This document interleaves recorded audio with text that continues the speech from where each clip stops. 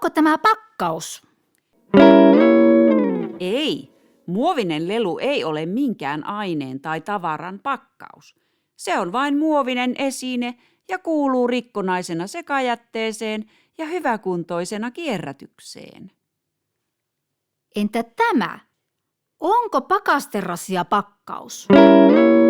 Ei, pakasterasia ei ole kaupallisen tuotteen pakkaus, joten se kuuluu sekajätteeseen.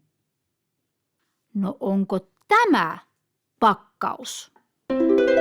Kyllä, tämä on pakkaus. Ketsuppi on pakattu ketsuppipulloon. Onko tämä sitten sipsien pakkaus? Kyllä, se on sipsien pakkaus ja kuuluu muovipakkausten keräykseen.